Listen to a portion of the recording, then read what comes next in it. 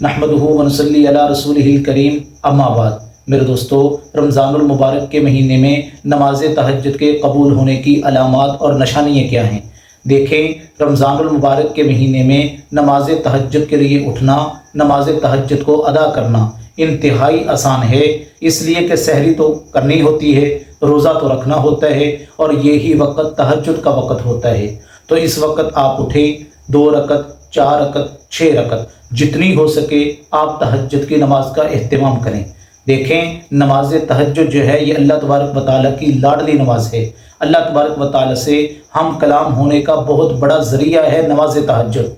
तो नमाज तहज्जुद जो है इसके पढ़ने के लिए अल्लाह तबारक व तआला अगर आपको मौका दें तो आप नमाज तहज्जुद का ज़रूर एहतमाम करें।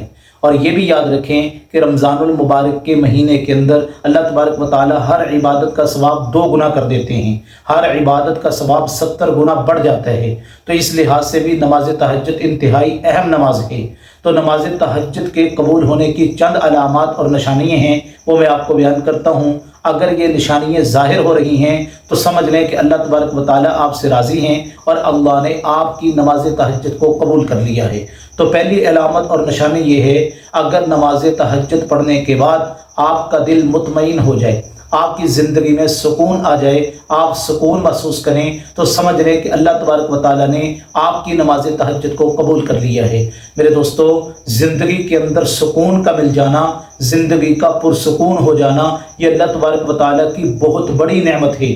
आज पूरी दुनिया के अंदर सबसे बड़ा मसला जो है वो मेरे दोस्तों डिप्रेशन, टेंशन और बेसुकूनी का है। हर बंदा कह रहा होता है मेरी ज़िंदगी में सुकून नहीं है। कोई डॉक्टर के पास जा रहा है, कोई मेडिसिन खा रहा है कि मुझे रात को नींद नहीं आती, मुझे रात को नींद आ जाए ताकि मेरी ज़िंदगी में सुकून आ जाए। तो याद रखें, अगर आप ज़िंदगी में सुकून हासिल करना चाहते हैं तो फिर मेरे दोस्तों नमाज तहज्जुद का आप एहतमाम करें, नमाज तहज्जुद को अपना मामूल बना लें। अल्लाह तबारक व तआला आपकी ज़िंदगी को पुरसुकून बना देंगे। अल्लाह तो खुद कहते हैं अला बिज़िक्रिल्लाहि तत्मइन्नुल कुलूब, लोगों मैंने दिलों का सुकून जो है वो अपने ज़िक्र में रखा है, अपनी याद में रखा है। दूसरी अलामत मेरे दोस्तों, अगर नमाज तहज्जुद पढ़ने के बाद आपका नेकी करने का शौक़ पैदा हो रहा है, नेकी की रग़बत और गुनाहों से नफ़रत हो जाए, तो समझ लें कि अल्लाह तबारक व तआला ने आपकी नमाज तहज्जुद को कबूल कर लिया है।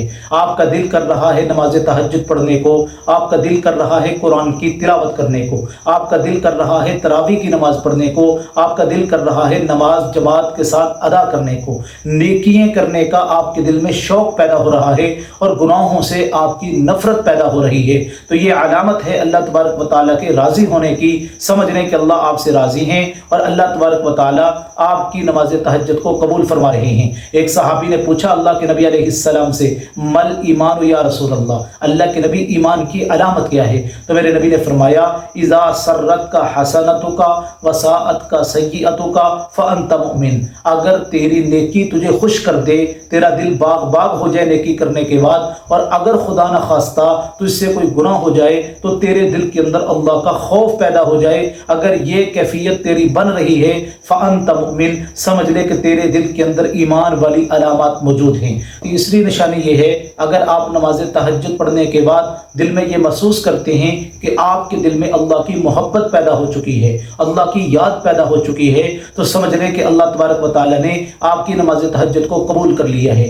अल्लाह अपनी मोहब्बत उसी दिल में डालते हैं जिस दिल को अल्लाह पसंद फरमाते हैं, जिससे अल्लाह मोहब्बत फरमाते हैं। हज़रत इब्राहीम अलैहिस्सलाम का वाक़या आपने सुना है। हज़रत इब्राहीम अलैहिस्सलाम बकरियाँ चरा रहे थे। अल्लाह तबारक व तआला ने हज़रत जिब्रील अमीन को इंसानी शक्ल में भेजा, तो उन्होंने आके कहा सुबहान अल्लाह, यानी अल्लाह का नाम लिया। हज़रत इब्राहीम अलैहिस्सलातु वस्सलाम के कानों में जब अल्लाह का नाम पड़ा ना, तो अल्लाह से मोहब्बत इतनी थी, उसके पास चले गए, कहने लगे भाई ये दोबारा नाम ले। वो कहने लगे मैं ऐसे तो नहीं लूँगा, मैं तो आप मुझे क्या देंगे? तो हज़रत इब्राहीम अलैहिस्सलाम ने कहा कि मैं आपको आधी बकरियां दे दूंगा, बस आप ये नाम दोबारा बोल लें। तो उन्होंने फिर कहा सुबहान अल्लाह। हज़रत इब्राहीम अलैहिस्सलाम ने कहा फिर बोलो। उन्होंने कहा फिर क्या दोगे? कहा सारी बकरियां दे दूंगा।